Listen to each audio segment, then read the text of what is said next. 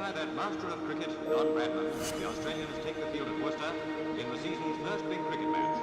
In previous tours, Bradman began a fashion of double centuries at Worcester, but for the 12,000 record crowd, interest is centred on the visiting audience.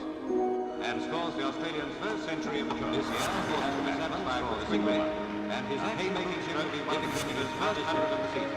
But the crowd await the central figure in the goodwill tour of veteran Don Bradman. 39 years old, and once again supposedly in his last season of big cricket, Bradman remains this generation's #1 batsman. Leading his team to an innings win, century maker Bradman remains Don the Great.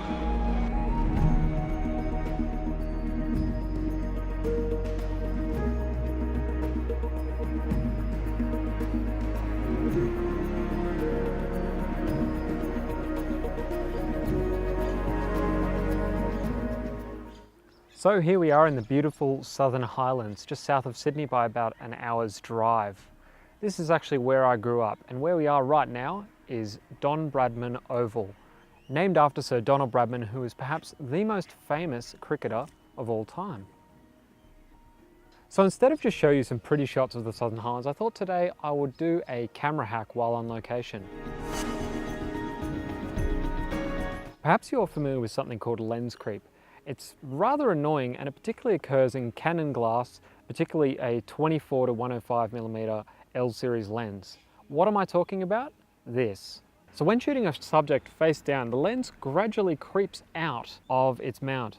What causes lens creep is basically the internal workings of the glass, and it's just pulling down centrifugally to the point that it actually forces the barrel out of its casing. It's rather annoying, and unfortunately, this is something that occurs predominantly in a Canon 24 to 105 L series lens. So this can be really annoying, but to be honest, I can fix it with this. These were all the rage about a decade ago. I think everyone had one at some point. Heck, we still have them, but they're very handy.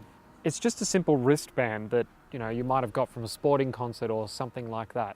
You can get these online from the RSPCA website. I'll post a link below. They're only like $1. And just know that that $1 is going to go towards a fantastic cause through a fantastic charity that helps animals. And you can get one and use it for this camera hack.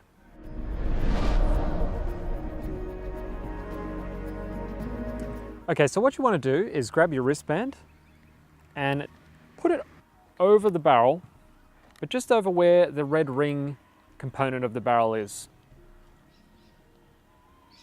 Like so. Then once it's on there, it can stay there. It can live there forever. It is covering the red dot, but if you really want, you can just put a mark on it. I actually really like these bright colored bands because then it's very easy to identify which lens is which. So for instance, my 24 to 105 has this bright turquoisey, cobalt, blue, green. Is it blue or is it green? Comment below. I can tell straight away that this is the 24 to 105 just by its color combination. And then when you're shooting and you're pointing down, you set your focal length. So in my case, let's say 35mm, and then just move part of the wristband over the zoom ring, just enough that it stops it creeping. And now, as you'll see, not only is it not creeping, but me pulling on that, it doesn't want to go. And that's a really simple camera hack. So there you go. That's a 2-minute little camera hack that you can do today.